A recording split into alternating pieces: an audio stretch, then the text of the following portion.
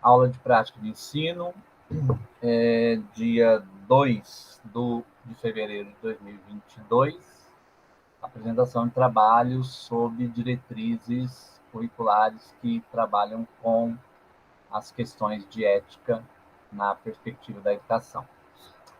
Então, a gente vai começar com a apresentação da Marcela. A palavra é sua, Marcela.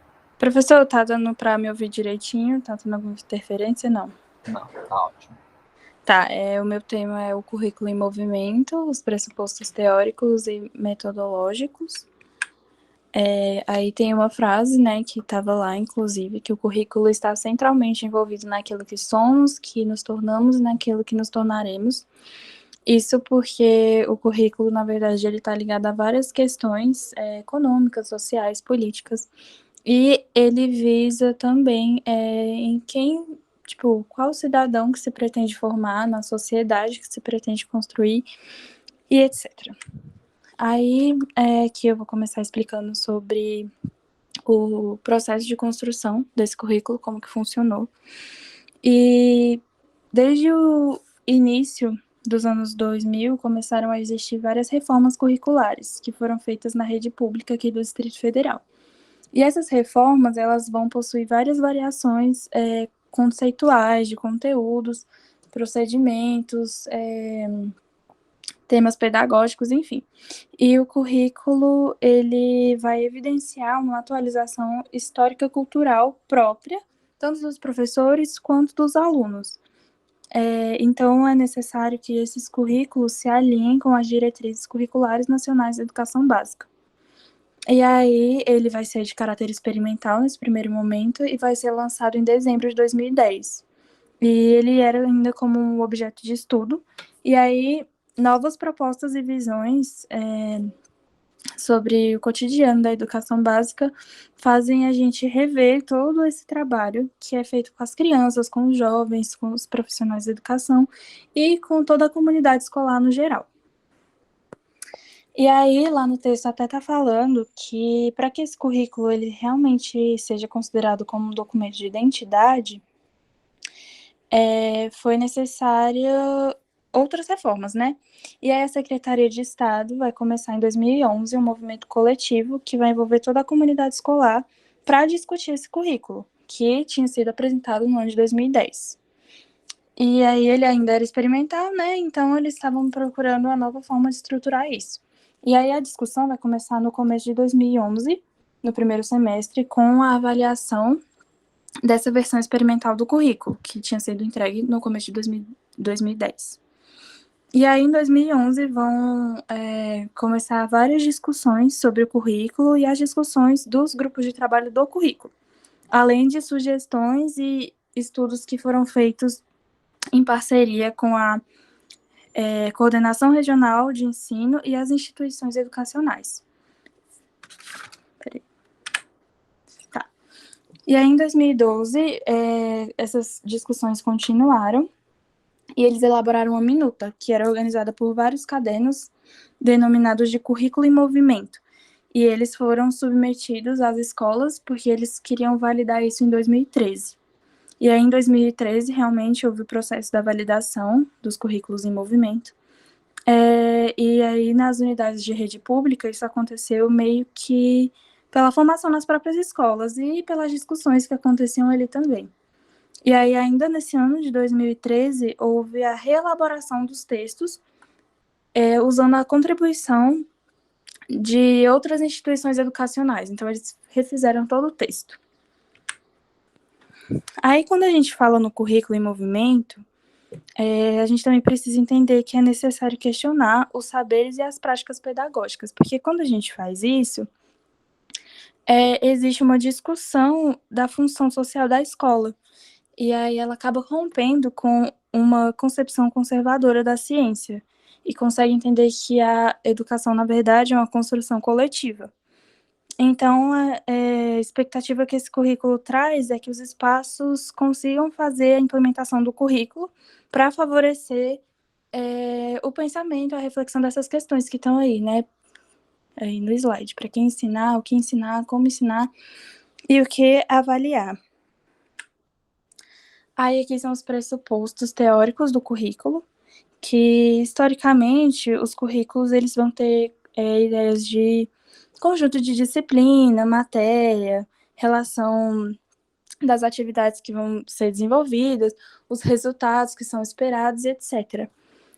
E essas relações dos conteúdos vão acabar sendo meio que limitadas, elas não vão possuir muita ligação, e elas possuem um período fixo, tipo uma carga horária fixa. E aí acaba que os programas escolares são tratados sempre da mesma forma. Então eles acabam perdendo um pouco do significado que eles têm.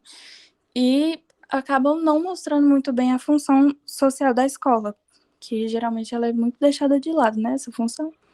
E aí, por conta disso, o currículo acaba sendo um processo que se esgota em si mesmo e não no processo da construção social. Isso está lá no texto. Aí esse novo currículo vai envolver várias coisas, né, como as práticas pedagógicas mais flexíveis, vai estimular a pesquisa, e isso vai fazer com que os conhecimentos conversem mais entre si, porque isso não acontecia. E essa elaboração do currículo vai envolver várias escolhas. E um exemplo são as opções teóricas. Essas opções teóricas vão ser necessárias para a gente conseguir entender e identificar qual que é o projeto de educação, para a gente conseguir entender o cidadão que se pretende formar e a sociedade que se pretende construir. Então, quando a gente considerar a relevância dessa opção teórica, o currículo vai ser feito a partir de uma análise de alguns pressupostos.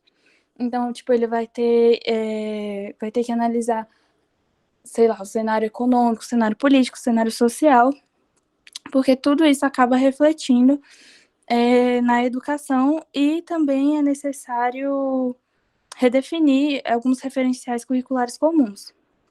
E aí, na nossa sociedade, a gente percebe que a escola desempenha uma função de instruir, de avaliar e de orientar os alunos nas suas atividades, enfim.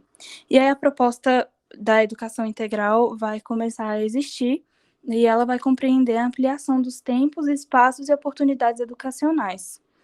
Os tempos quer dizer que a criança precisa gostar da escola, querer estar na escola, então precisa ser algo convidativo. Não é tipo como se ela não quisesse ir para ela tem que querer ir.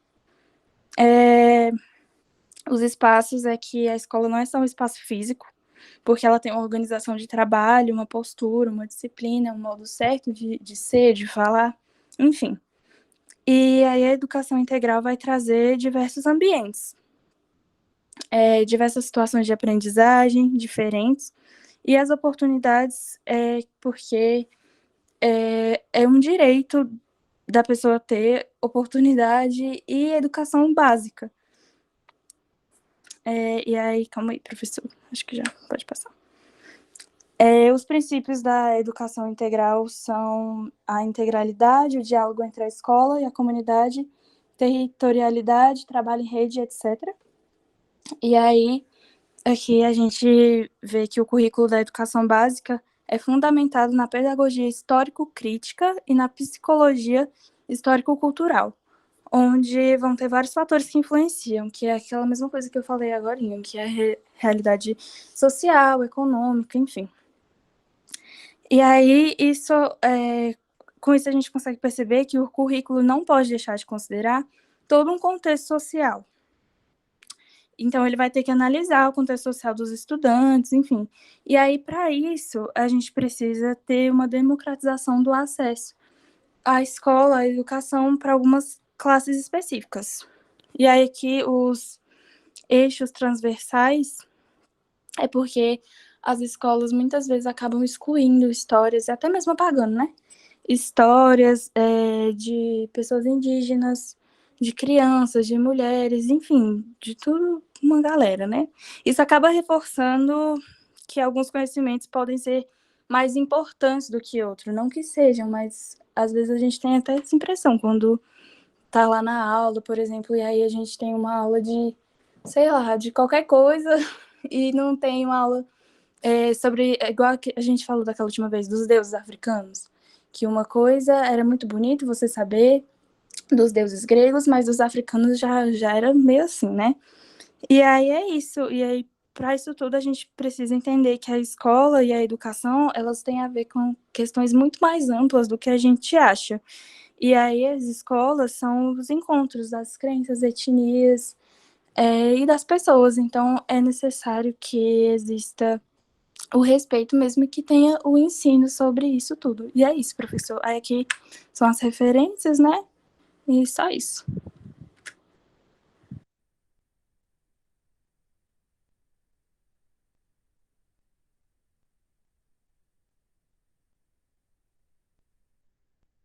Estou aqui falando com o microfone fechado. Valeu, Marcela, obrigado. Então, assim, só para a gente perceber, né, ratificar algumas coisas que a Marcela falou, e o que é o currículo em movimento? É o currículo do GDF, certo? Da Secretaria de Educação do Distrito Federal. Então, eles criaram um documento, né, que na verdade são vários livrinhos, que vai dizer o que se entende por currículo, o que se entende por escola, o que se entende por educação no Distrito Federal. E aí, esse documento que a Marcela falou é a introdução, né, do documento, então, os pressupostos teóricos e metodológicos do currículo em movimento do GDF. O que é importante a gente identificar aí? Que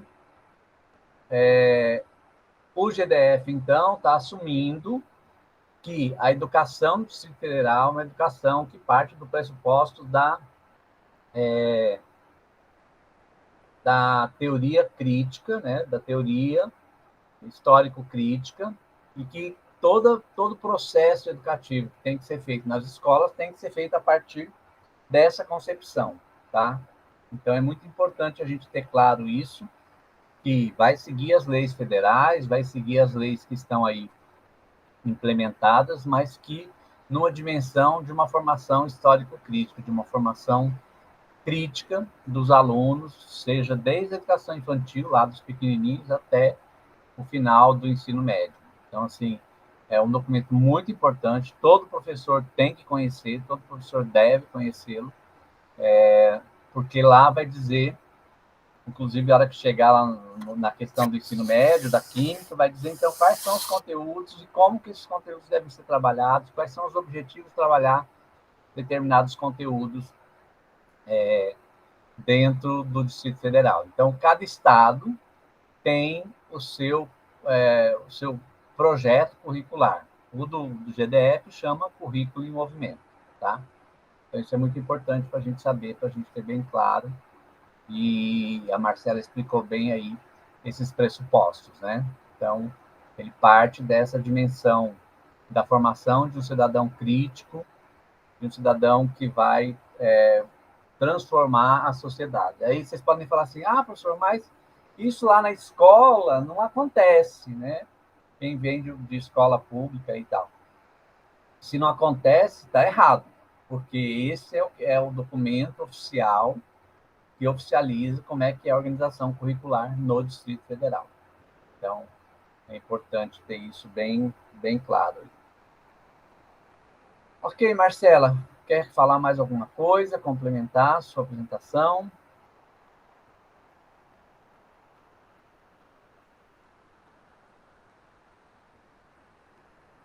Não, Marcela. Então, quem seria o próximo? Quem gostaria de ser o próximo? Se ninguém se candidatar, eu escolho alguém.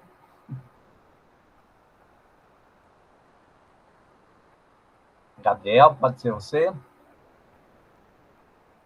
Pode, professor. Então, vamos lá. Só vou preparar aqui as coisas.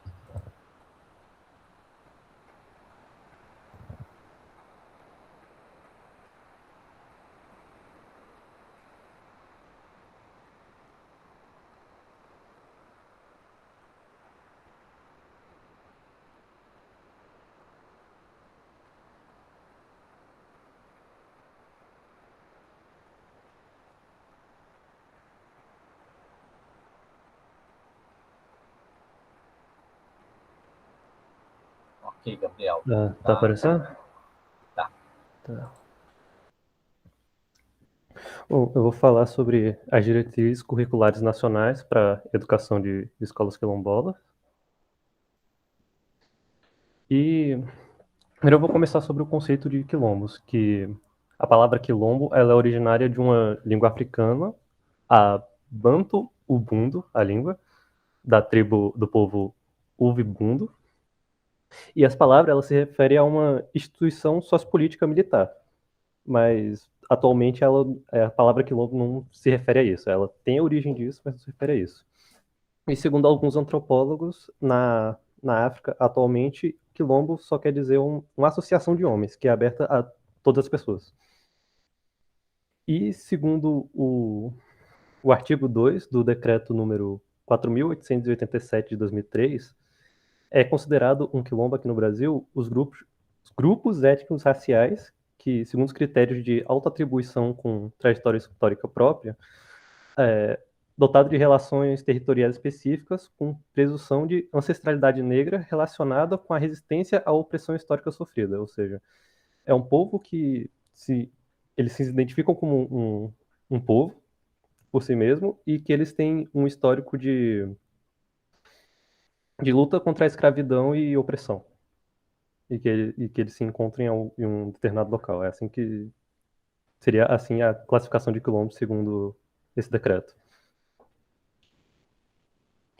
E durante a história, além dos quilombos que nós já estamos acostumados, que ficava normalmente no meio do mapa de negros fugitivos, de escravos fugitivos, também existiam os quilombos urbanos, que, segundo alguns, eram apenas dormitórios que os negros fugiam, que ficavam nos postos e nas cidades, e eles tentavam viver por ali. E alguns outros historiadores também falam que eram assentamentos que ficavam próximos das cidades, e normalmente eles ficavam em morros, em cima dos morros, para facilitar a fuga em caso de uma invasão, que eles poderiam ir por trás ou por onde quer que fosse. E esses territórios de quilombos, tanto os urbanos quanto os quilombos normais que estamos acostumados, eles foram, depois da abolição da escravidão, eles foram considerados territórios negros pelas comunidades que já estavam ali estabelecidas, e foi ali que floresceram as tradições e as heranças dos africanos. Que aqueles costumes foram passados de geração em geração naqueles locais, naqueles territórios. E não tem um número certo de quantas comunidades quilombolas existem no Brasil, não foi feito um levantamento preciso quanto a isso, mas os estados que mais têm comunidades quilombolas são o Maranhão, a Bahia, Minas Gerais, Pernambuco e Pará. Esses são os que mais têm. E tem 3 estados que não possuem nenhum registro de comunidades quilombolas, que são no Acre, no DF e em Rondônia. Um desses 3 tem registro. Pode ser que tenha, mas por enquanto não tem registro. Os dados foram de 2010, esses dados. E segundo as diretrizes curriculares nacionais gerais, a educação escolar quilombola é desenvolvida em unidades educacionais escritas em suas terras e cultura, requerendo pedagogia própria e respeito à especificidade étnico-cultural de cada comunidade e formação específica de seu quadro docente, observado os princípios constitucionais, a base nacional comum e os princípios que orientam a educação básica brasileira. Na estrutura e no funcionamento das escolas quilombolas deve ser reconhecida a valorização de sua diversidade cultural. Ou seja, ele diz que tem que seguir a base curricular comum, entretanto, deve ser feita algumas exceções para situações específicas quanto às comunidades, porque nenhuma delas é uma igual à outra. Então, cada unidade quilombola pode ter suas especificidades quanto ao tipo de ensino e como ele vai ser passado.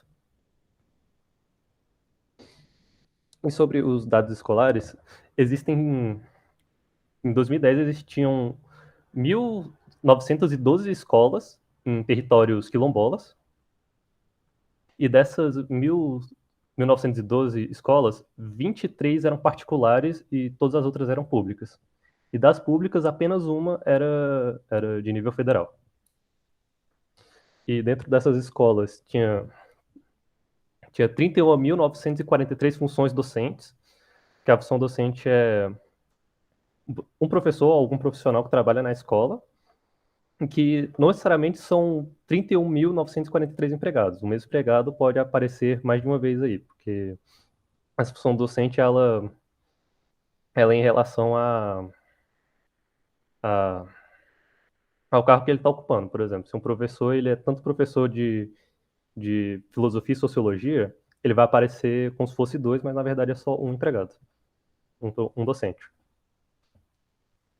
E dentro dessas escolas foram matriculados 210.495 estudantes da educação básica, e a distribuição desses estudantes está da seguinte forma: 68% desses estudantes estava na região Nordeste, a maior parte deles está na região Nordeste, e seguido vem a região Norte com 15%, a região Sudeste com 10%, a região Sul com 31% e o Centro-Oeste com 2,8% dos estudantes matriculados.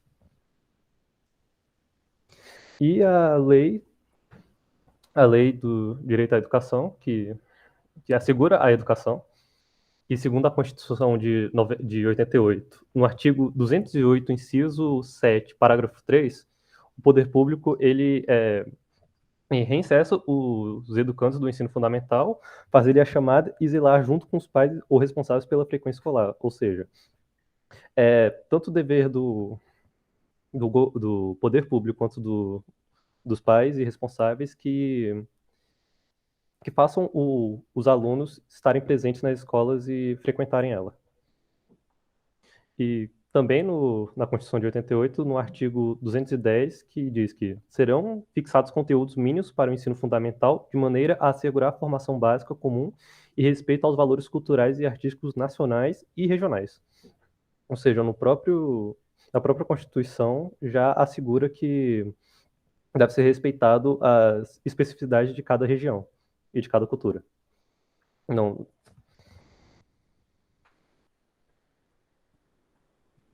E na educação quilombola, existe uma política nacional de desenvolvimento sustentável, que é dos povos e comunidades tradicionais, tanto urbanas quanto rurais, essa política nacional. E essa política nacional, ela implementa o Plano Nacional, como eu já tinha falado, o Plano Nacional Básico de Educação, como também suas particularidades. E nessas particularidades, as políticas podem se encaixar tanto nas políticas voltadas para os povos indígenas, quanto voltadas para os povos do campo. Como falei, vai depender do tipo de quilombo que ela vai estar sendo aplicada. Então, pode ser aplicado tanto as leis dos indígenas, quanto as leis de comunidades do campo. E a lei também assegura como é que eu falo? A disponibilidade do ensino infantil, o ensino fundamental, médio, a educação especial, profissional, técnico, de jovens e adulto e a educação à distância. Ele tem que ofertar todos esses tipos de educação para as comunidades quilombolas também. E não só as escolas que estão presentes nos territórios quilombolas, como também as escolas que estão localizadas nesse entorno também devem oferecer esse tipo de educação voltadas para a educação quilombola. E as escolas elas têm que ter a inserção de conhecimento sobre a realidade dos seus quilombos, dos quilombos em geral, e faz muito tempo que as comunidades, elas reivindicam a participação na produção de material didático e de apoio pedagógico específico, ou seja, as comunidades querem participar da produção de material que vai ser ofertado nas suas escolas para os conteúdos específicos delas, os conteúdos que dizem respeito à cultura e aos ensinamentos da comunidade quilombola em si. E as escolas quilombolas, elas têm preferencialmente professores que são pertencentes às comunidades quilombolas, ou seja, elas vão produzir os próprios professores para poder ensinar os seus alunos. preferencialmente. Então, pode acontecer de outros professores de fora para essas escolas, mas eles têm que ter o conhecimento sobre as comunidades quilombolas para poder exercer esse cargo. E sobre a educação infantil, a comunidade ela pode interferir no tipo de educação, na educação específica, mostrando os interesses e as necessidades da sua comunidade. Elas têm esse poder, principalmente da participação das famílias e dos anciões, que eles têm muita presença quanto a isso nas escolas, quando se trata da educação específica deles. E também também é ensinado na educação infantil os estudos e pesquisas sobre a influência quilombola em diferentes partes do país e os seus costumes, ou seja, vai ensinar desde da educação infantil sobre os quilombos, como eles se formaram, as suas... como é que é a palavra? Esqueci, professor, a palavra. Suas origens, né? Suas origens. Tudo relacionado às comunidades quilombolas, não a comunidade dele em específico, mas de uma comunidade quilombola em geral, do Brasil. Vai ser passado esse conhecimento desde a educação infantil e ele só vai sendo aprimorado com o passar dos anos. E no ensino fundamental, depois deles terem todo o conhecimento sobre as comunidades quilombolas, eles começam a ver aspectos específicos dos conjuntos das comunidades e lideranças quilombolas, ou seja, eles vão passar a ver como é feito a liderança, como é administrada essas comunidades quilombolas, e também vai ser muito pregado o respeito e a valorização aos estudos dos conhecimentos tradicionais, para esses costumes não serem perdidos, eles valorizam nessas escolas esse tipo de conhecimento, tanto da própria comunidade quanto de outras comunidades. E no ensino médio eles fortalecem esses laços de pertencimento à sua comunidade e ao conhecimento das dimensões, ou seja, os laços que eles foram criados em sua comunidade e como ele vai ser agregado à comunidade como um todo, não só à sua comunidade quilombola. E as comunidades quilombolas elas têm as prerrogativas de decidir o tipo de ensino médio adequado ao seu modo de vida e à organização social. Ou seja, tanto a comunidade quilombola elas têm tanto poder para decidir como vai ser feito o seu tipo de ensino, desde que respeite as diretrizes nacionais básicas. Tirando algumas especificidades, elas vão seguir as diretrizes nacionais básicas e se adequar ao seu estilo de vida, aos seus costumes e às suas heranças. Ou seja, cada escola quilombola vai ser uma diferente da outra, nenhuma delas vai ser igual. É isso, professor. Essa foi a bibliografia que eu peguei, as minhas referências. Ok, obrigado, Gabriel. Eu queria fazer uma pergunta para vocês, Gabriel também. Alguém de vocês conhece alguma escola quilombola? Não, senhor. Algum quilombo, na verdade? Não, senhor. Nunca tive a oportunidade, professor. Volta aquele slide lá, o Gabriel, da quantidade que tem em cada estado. Foi muito interessante aquele slide. Legal. Por favor. Esse aqui? Aí, ó. Isso. A gente pode ver aí, né? Em Brasília, não tem nenhuma, né? Comunidade quilombola, mas se a gente olhar aqui pertinho no Goiás, já tem. Não tem Goiás aí, né? Tem Goiás. Não, esse aqui são os estados que mais têm presença de quilombos, professor. Não quer dizer que só tem nesse. Tá. Os únicos estados que não têm registro é Brasília, Acre e Rondônia, que não tem registro de comunidades quilombolas. Então, mas aí no Goiás, aqui perto, a gente já tem, né? Na Chapada dos Veadeiros tem vários lugares aqui perto. Uhum. Tem uma cidade ali que é famosa na Chapada dos Veadeiros, que é... vou esqueci o nome agora. Tem umas cachoeiras famosas e tal. Eu esqueci o nome. Eu vou lembrar, verdade. Então, existem várias comunidades assim, E esse parecer aí do Conselho Nacional de Educação, ele é muito importante porque ele vem valorizar essa cultura, né? É na verdade, é um reconhecimento de uma dívida social e cultural que a gente tem com os negros, né? Que tanto contribuíram aí para o engrandecimento aí da nação brasileira. E essas comunidades quilombolas, elas nasceram primeiro aí dos quilombos, né, que foram os escravos que fugiam e formavam comunidades independentes, né? E depois elas foram se desenvolvendo aí de várias formas, por herança desses quilombos e assim por diante.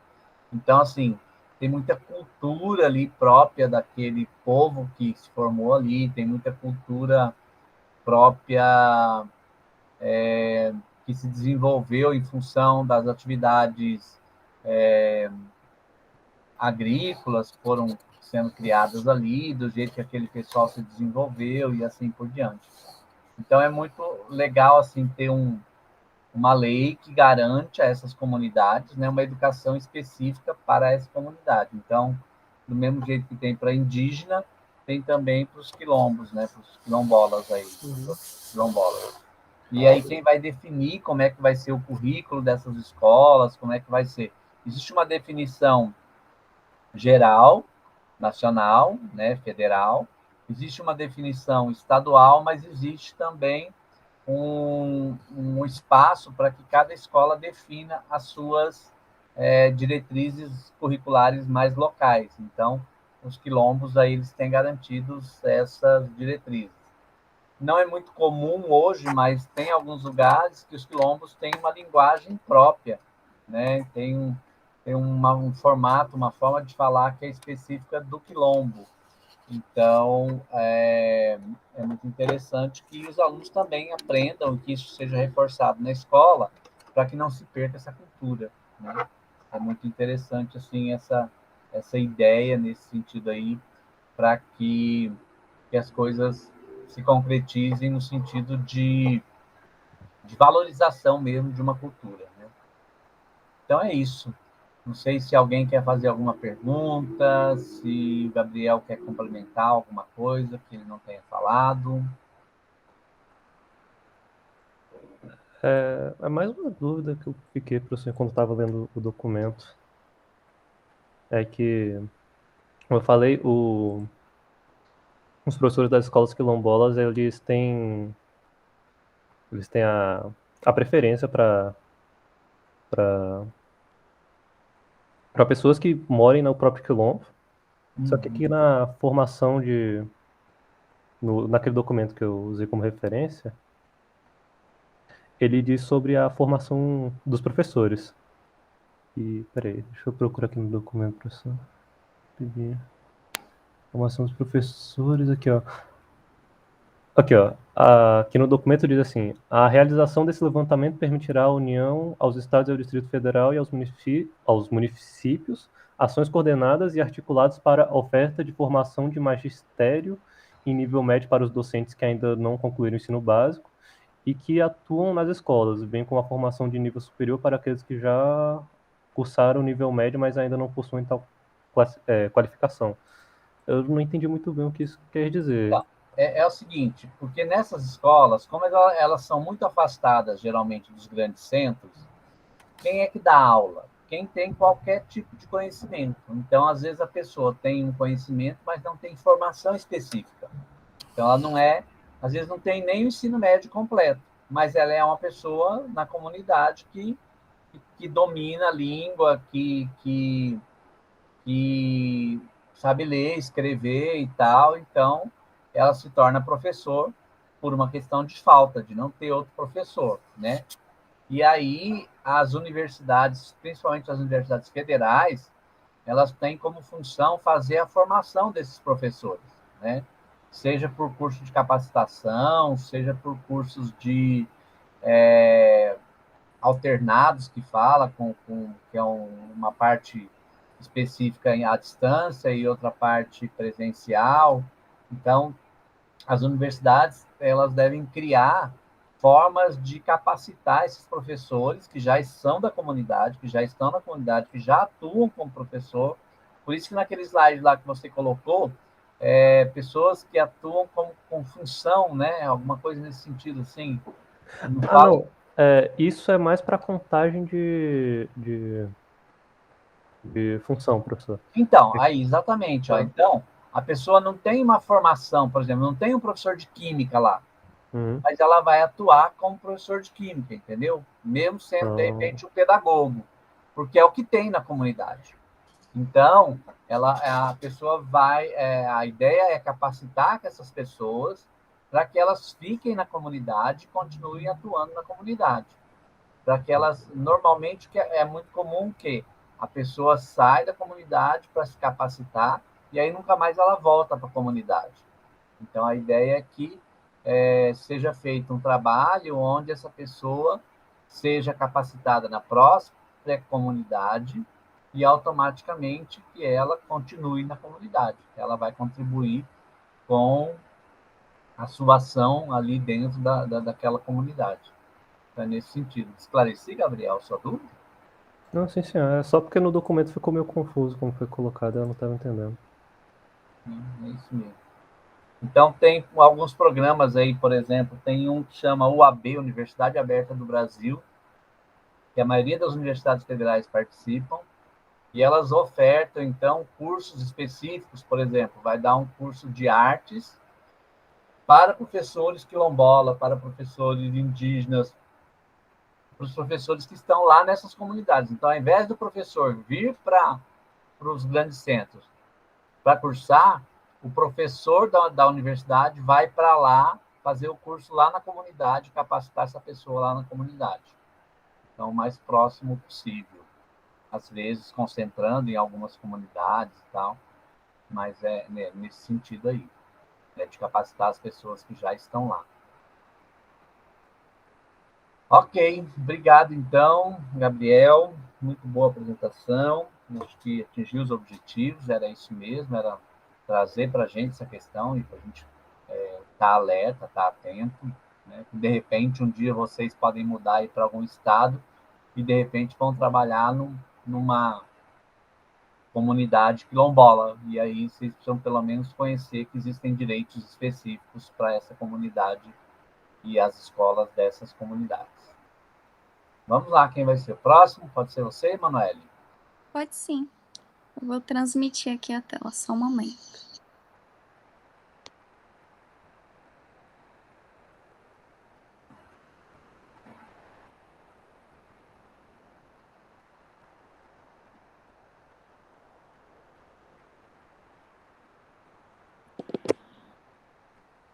Todos estão vendo a tela? Ainda está meio... Aí, agora sim. Ah, tá. Então, eu vou falar sobre as diretrizes curriculares nacionais para a educação das relações étnico-raciais e para o ensino de história e cultura afro-brasileira e africana, do parecer CNE/CP número 3/2004. Então, eu vou começar falando rapidamente sobre os artigos do parecer, que eu acho importante introduzir com esse conteúdo. E então, começando. Primeiro, a presente resolução institui diretrizes curriculares nacionais para a educação das relações étnico-raciais e para o ensino de história e cultura afro-brasileira e africana.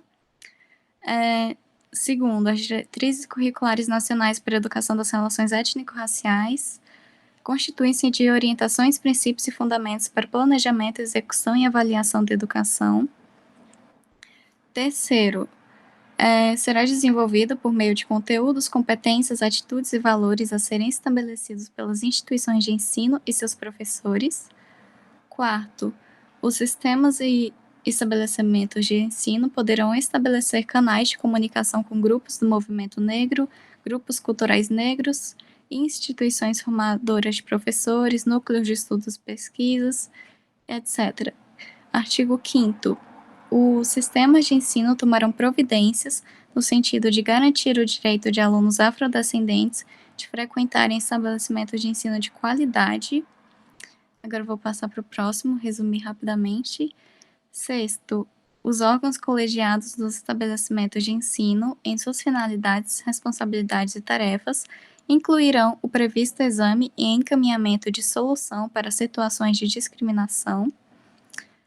O artigo único fala que os casos que caracterizarem racismo serão tratados como crimes imprescritíveis e inafiançáveis, conforme prevê o artigo 5º da Constituição Federal de 1988. Sétimo, os sistemas de ensino orientarão e supervisionarão a elaboração e edição de livros e outros materiais didáticos. Oitavo, os sistemas de ensino promoverão ampla divulgação do parecer e dessa resolução. E nono, essa resolução entra em vigor na data de sua publicação. Enfim, aí agora eu vou falar um pouco mais sobre o conteúdo. Eu vou falar sobre por que é importante esse parecer e por que é importante falar sobre esse tema. Então, ao longo da história do Brasil, foi estabelecido um modelo de desenvolvimento que era de uma educação excludente, que impedia que milhões de brasileiros tivessem escola. E aí eu trouxe 2 exemplos, que são esses 2 decretos. O decreto de número 1331, de 17 de fevereiro de 1854, em que tinha uma postura discriminatória do Brasil, que atingiu e atinge até hoje a população afrodescendente, porque esse decreto estabelecia que nas escolas públicas do país não seriam admitidos escravos e que a previsão de instrução para adultos negros dependia da disponibilidade de professores.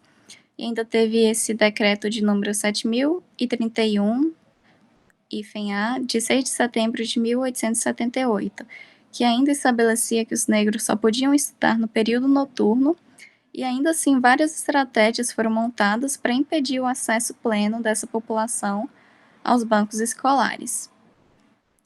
Mas aí, em março de 2003, teve a lei de número 10.639. Ela foi sancionada e altera a Lei de Diretrizes e Bases, em que instituiu a obrigatoriedade do ensino da história da África e dos africanos no currículo escolar do ensino fundamental e médio. E essa decisão resgatou a contribuição dos negros na construção e formação da sociedade brasileira. Ainda teve também, em 21 de março de 2003, a criação da CEPIR, que é a Secretaria Especial de Políticas de Promoção da Igualdade Racial, em que instituiu a Política Nacional de Promoção da Igualdade Racial, que trouxe a importância de adotar políticas públicas afirmativas de forma democrática e descentralizada. E isso fez com que ocorresse a promoção de alteração positiva na realidade que era vivenciada pela população negra e para ir em rumo a uma sociedade democrática, justa e igualitária, que revertesse os efeitos de séculos de preconceito, discriminação e racismo. Eu trouxe, inclusive, alguns dados aqui também, que, por exemplo, constam que aqui no Brasil, pessoas negras têm o menor número de anos de estudo do que de pessoas brancas, mais ou menos 4,2 anos para negros, enquanto há 6,2 anos para brancos. E um outro dado também é que na faixa etária de 14 a 15 anos, o índice de pessoas negras não alfabetizadas é 12% maior do que o de pessoas brancas que estejam na mesma situação. Então, passando para um próximo tópico, eu trago aqui a importância do reconhecimento de todas essas questões da sociedade. E o que implica tudo isso? Reconhecer implica justiça, direitos sociais, civis, culturais, assim como valorização da diversidade, requer mudança nas posturas, requer o conhecimento da história, da cultura, assim desconstruindo o mito da democracia racial, que diz inclusive que, tem sempre aquela fala, se os negros não atingem os mesmos patamares que os não negros, é por falta de competência, é por falta de interesse, mas não, esse diálogo só desconsidera as desigualdades seculares sofridas, junto aos prejuízos para os negros que estão aí até hoje. Bom, reconhecer também requer a adoção de políticas educacionais, de estratégias pedagógicas de valorização da diversidade, e tudo isso para superar essa desigualdade étnico-racial que está presente ainda na educação escolar brasileira. em vários e diferentes níveis de ensino. Reconhecer também exige valorização, respeito à descendência, à história, a compreensão dos valores das lutas, além de criar também condições para que esses estudantes negros não sejam rejeitados em virtude da sua cor, ou menosprezados em virtude dos seus antepassados terem sido explorados, né? E nem mesmo de serem desencorajados de prosseguir seus estudos ou de estudar questões que dizem respeito à sua comunidade. Enfim, reconhecer exige que os estabelecimentos de ensino contem com professores competentes no domínio dos conteúdos de ensino e também que sejam capazes de corrigir posturas, atitudes e palavras que impliquem desrespeito e discriminação. Então, por fim, eu trago que o parecer que eu mostrei inicialmente, ele procura oferecer políticas de reparações, de reconhecimento, valorização da história, cultura, identidade, e assim tratando de uma política curricular que é fundada em dimensões históricas, sociais e antropológicas que são oriundas da realidade brasileira. E essas políticas têm como meta o direito dos negros de se reconhecerem na cultura nacional, de expressarem suas visões de mundo, de manifestarem com autonomia todos os seus pensamentos, e também tem como meta a formação para lidar com as tensas relações que são produzidas pelo racismo, pelas discriminações, e tudo isso tem que ter essa formação que é capaz de conduzir à reeducação das relações entre diferentes grupos étnico-raciais, ou seja, pode ser entre descendentes de africanos, de europeus, de asiáticos, de povos indígenas. Enfim, também traz como uma meta promover medidas que repudiam, como prevê a Constituição Federal, o preconceito de origem, raça, sexo, cor, idade e quaisquer outras formas de discriminação, e também de reconhecer que todos são portadores de singularidade irredutível e que a formação escolar tem que estar atenta para o desenvolvimento das personalidades dos alunos. E, por fim, vale lembrar que combater o racismo, trabalhar pelo fim da desigualdade social e racial, não é tarefa exclusiva da escola, mas da sociedade em conjunto.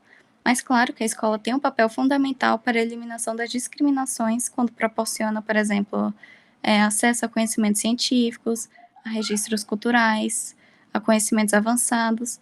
Isso tudo é indispensável para a consolidação de nações como espaços democráticos e igualitários. Mas, para obter êxito, a escola e os professores têm que desfazer a mentalidade racista e discriminadora que vem de séculos, para assim reestruturar relações étnico-raciais e sociais, desalienando processos pedagógicos. E é sempre importante manter o diálogo com estudiosos que analisam essas realidades, e assim também como grupos do movimento negro, para assim que a gente compreenda concepções e ações uns dos outros, e que se elabore um projeto comum de combate ao racismo e às discriminações. E é isso, eu concluo dizendo que temos que criar pedagogias de combate ao racismo e às discriminações. Obrigada.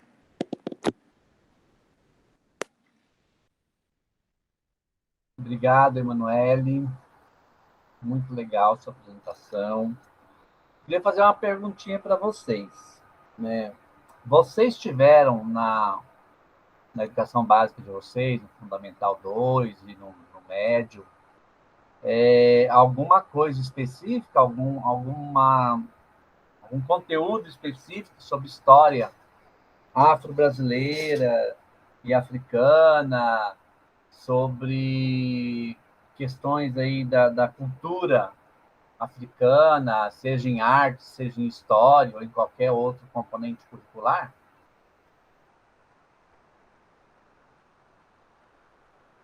Alguém teve? Você pode abrir o microfone e falar.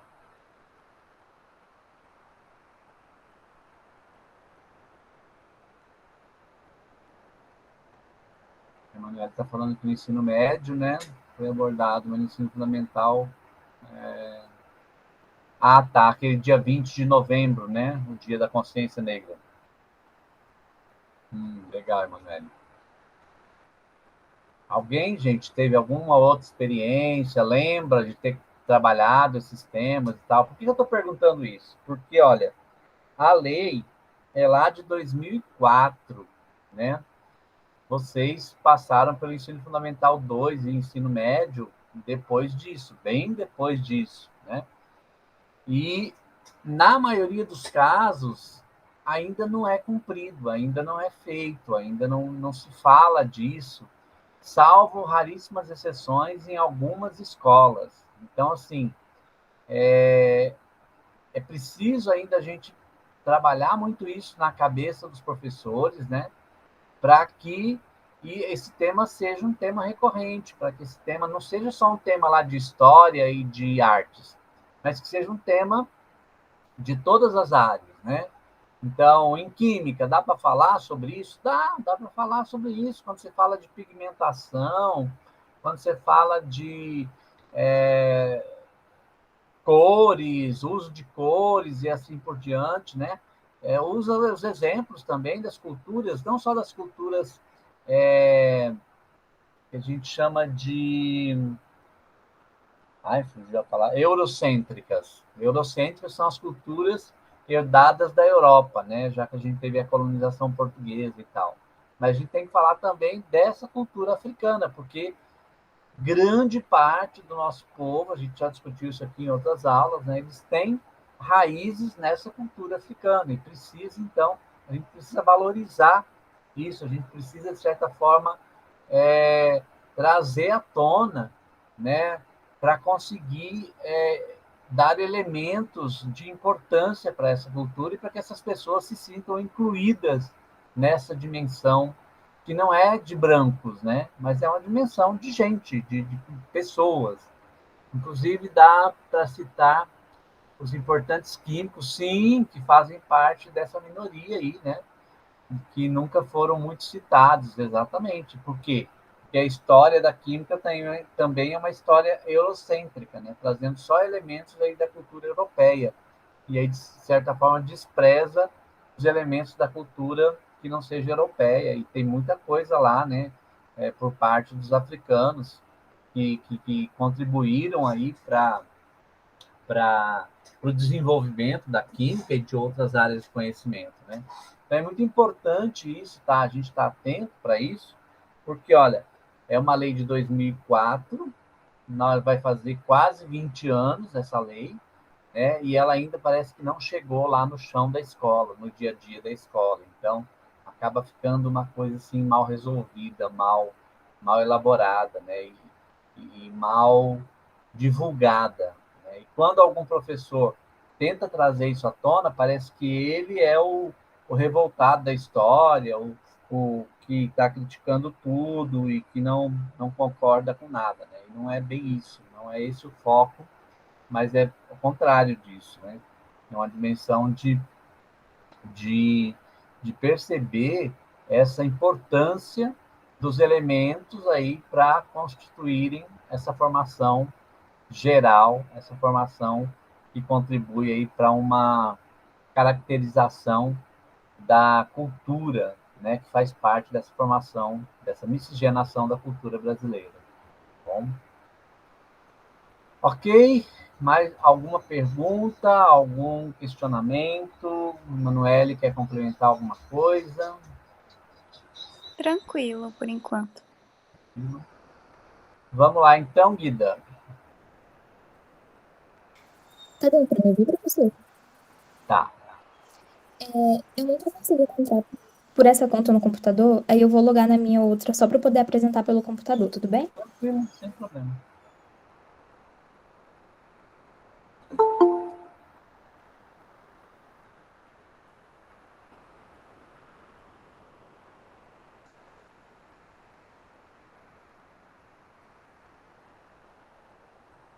Conseguiu entrar, Guida?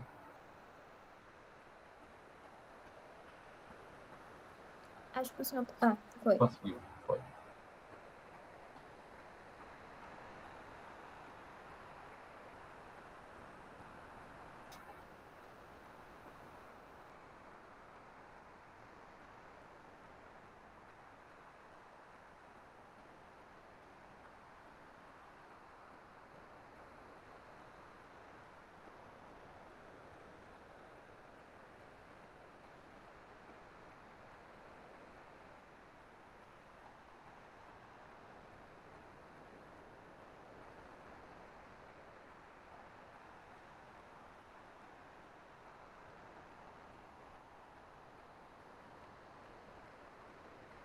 Vida, seu microfone está fechado, tá?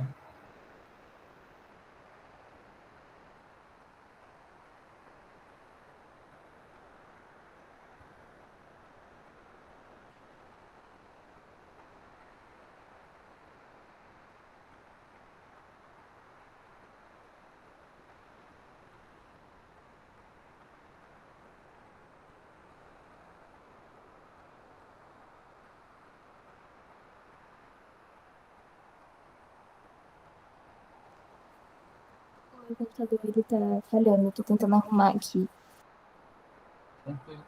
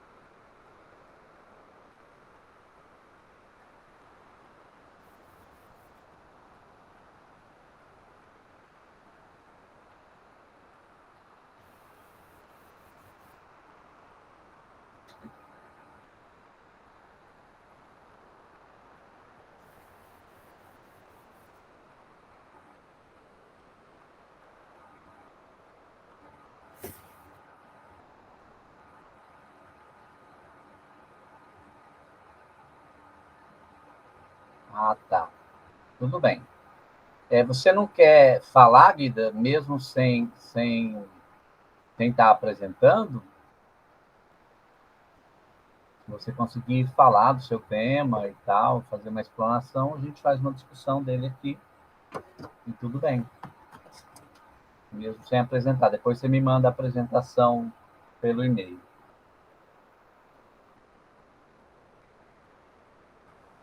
Eu vou falar, então, sobre o tema. O tema que eu vou falar é sobre as diretrizes curriculares nacionais para a educação em direitos humanos. Em direitos humanos, né, a gente tem que primeiro se perguntar o que são os direitos humanos. Os direitos humanos, eles lutam por reconhecimento universal da dignidade humana. E esses direitos, eles devem ser garantidos a todos, independente de tudo, como a vida, a liberdade, a educação e muitos outros. A educação, ela serve como um auxílio no acesso e entendimento dos direitos humanos, assim como ela contribui para a mudança social. Existem contradições que cercam a sociedade brasileira e violam esses direitos, que, consequentemente, acabam promovendo a desigualdade e a discriminação. Por ter também contradições na educação, os professores, gestores e profissionais da educação, eles precisam ter um certo compromisso para auxiliar para reverter essas contradições. A educação em direitos humanos, ela é destinada a formar crianças, jovens e adultos para a participação ativa na democracia. Ela necessita de cooperação de várias instituições e um grupo de pessoas. A função dela também é incentivar o exercício de seus direitos na sociedade, respeitando os direitos do próximo, e reposicionar a formação de sujeitos, influenciando na consolidação da democracia como fortaleza para grupos excluídos de seus direitos. A educação em direitos humanos é importante para promover os direitos, é necessária para uma educação que lute pelo fim do racismo, lute contra homofobia e sexismo, é necessária para promover a paz contra qualquer tipo de violência, assim como práticas educativas que discutam a temática de direitos humanos. É importante ter uma educação gratuita, que é um direito que é garantido, inclusive, por lei.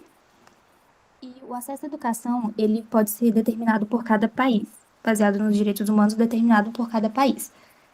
Por exemplo, no Brasil, o ensino superior gratuito, ele é dado pelo método que você tem que fazer um exame para conseguir entrar na faculdade. Já em outros países, não é necessário nenhum tipo de teste para poder entrar na faculdade pública. Então, assim, cada país adota o seu método. Lá no século XX, surgiram algumas guerras, né? E esses conflitos, eles levaram à criação da ONU, que é a Organização das Nações Unidas, como uma forma de manter a paz e promover a igualdade humanitária entre os países. Alguns grupos que surgiram depois desses anos, com as guerras, com as ditaduras que foram surgindo ao longo dos anos, surgiu um grupo no Brasil que tinha um movimento organizado pela busca da união dos estudantes, que buscava a educação popular e a democratização do sistema de educação. Foi criado, então, a elaboração de propostas educacionais que foram pautadas nos direitos humanos.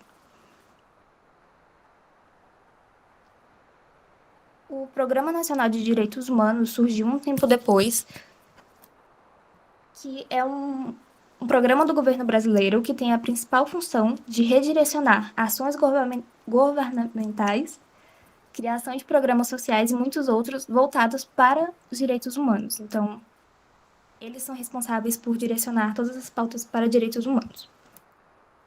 Os princípios da educação e direitos humanos são dignidade, igualdade, reconhecimento das diferenças, valorização das diversidades, democracia na educação e muitos outros. O objetivo da educação e direitos humanos é que um grupo social ou a pessoa, o sujeito, se reconheça como alguém tendo direitos e sendo capaz de promovê-los tanto para si próprio como para os outros. E dentro da educação e direitos humanos, a gente encontra alguns desafios. Por exemplo, existem leis que garantem esses direitos, mas eles não significam que vão ser reconhecidos, não significa que só porque existe o projeto de lei ele vai ser seguido. A gente encontra o desafio também da valorização dos profissionais e, principalmente, um desafio que é bem evidente é o respeito à diversidade, que tem que ser promovido, mas por muitas vezes ele não é promovido da forma correta, então acaba por gerar novamente ali um preconceito ao tratar do assunto. E é mais ou menos isso, minha apresentação. Ok. Não, legal, Guida. Então, assim, só para a gente retomar também, né? Essa educação em direitos humanos, ela é uma educação que valoriza aquilo que a gente estudou num texto lá no comecinho, lembra da diferença em educação para os direitos humanos e educação em direitos humanos, né? Educação para os direitos humanos é muito mais uma perspectiva assim, eu vou dizer o que tem que ser feito. E educação em direitos humanos, eu vou fazer uma prática do respeito e da valorização da dignidade humana, né? E aí, todos esses fatores que a gente viu aí nessas apresentações anteriores, né? De ter uma educação específica para os quilombos, né? Uma educação específica que trate e valorize os negros e tal, uma educação crítica e tal, tudo isso está atrelado a essa ideia de educação em direitos humanos, né? O que é o direito humano? É todo mundo ser respeitado e ser tratado de acordo com as suas necessidades. Então, valorizar aquilo que cada um tem, aquilo que cada um traz da sua história de vida, dos seus valores, da sua construção enquanto pessoa, né? E dessa valorização, transformar isso de uma forma mais efetiva possível, no sentido da pessoa se sentir valorizada e da pessoa se tornar um cidadão consciente, livre, que tenha capacidade de crítica e de expressão diante da sua cultura, da sua sociedade, do seu mundo, né? Então, são esses os pontos aí que são importantes da gente ter presente aqui, né? Então, quando a gente fala de uma educação de diversidade, de uma educação ética, a gente está levando exatamente esses fatores aí em voga. Diga, Guida. No campo educacional, né, normalmente essas práticas, elas vêm como forma de debate ou apresentação de seminários, né, para fazer assim as pessoas irem a fundo nessas questões e apresentarem para gerar uma discussão a respeito desse tema. E é por isso, né, que todos os professores precisam estar com essa dimensão muito aguçada, né? Todos nós, enquanto professores, temos, dentro da nossa função pedagógica, que ter a capacidade de discutir e de respeitar a valorização desses temas aí, né? Que é os direitos humanos, a educação quilombola, a educação para as relações étnico-raciais, dentre os outros temas que não puderam ser trazidos aqui, mas que são importantes também, né? Que é a questão da educação para os deficientes, né? Educação especial, a educação ambiental, a educação... Está faltando uma aqui.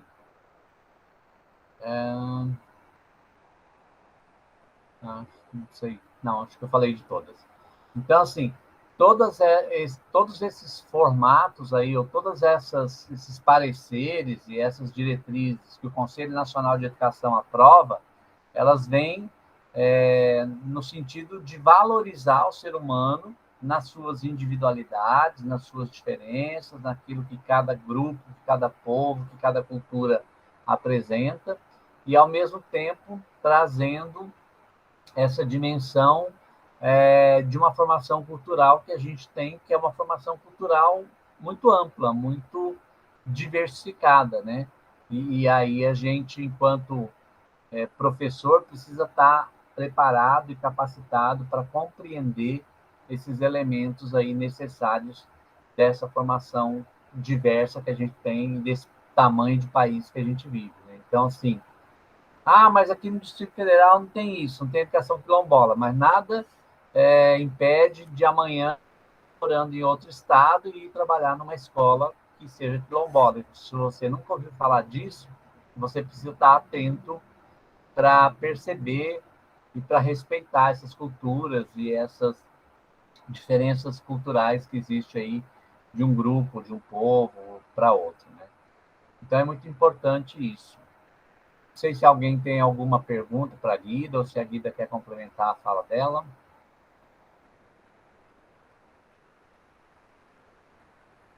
Nenhuma.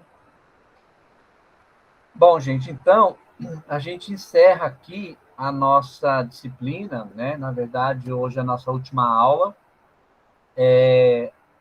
O tempo que falta ainda até o dia 12 de fevereiro vai ser o tempo que eu vou dar para algumas pessoas recuperarem aí algumas notas e coisas que não conseguiram fazer em tempo hábil. Então, eu vou fazer o seguinte, eu vou fazer uma tabelinha hoje ainda, com as notas de vocês e com as médias que vocês têm até o momento, e a partir daí eu divulgo lá no grupo, e aí as pessoas que quiserem recuperar alguma nota, que quiserem melhorar a sua nota, ainda vai ter esse período aí até o dia 12. Só para pontuar vocês, eu não sei se vocês chegaram a ver, mas a reitora publicou ontem uma nota dizendo que, a partir do semestre que vem, nós estaremos no modalidade presencial, tá? Então, o que quer dizer isso? Nosso semestre termina agora, os professores entram de férias no dia 25, 22, voltam no dia 25 de março, então, e as aulas iniciam no dia 4 de abril, tá? Então, vocês estarão de férias aí nesse período de março, e aí no dia 4 de abril, se Deus quiser, voltamos todos no modelo presencial, tá? Então, já foi publicado os calendários, aí então já tem data de matrícula, já está lá no site o calendário de vocês, só dá uma olhada lá, a matrícula deve ser em março, a rematrícula. Provavelmente a rematrícula será online e tal, não vai ter muitos problemas em termos de ter presencial. E Mas as aulas, a partir do dia 4 de abril, tá? Serão presenciais, se Deus quiser. Então é isso. Não sei se alguém tem alguma pergunta. Tá. Vou passar o e-mail aqui. É eder.castro, tá? @ifb.edu.br.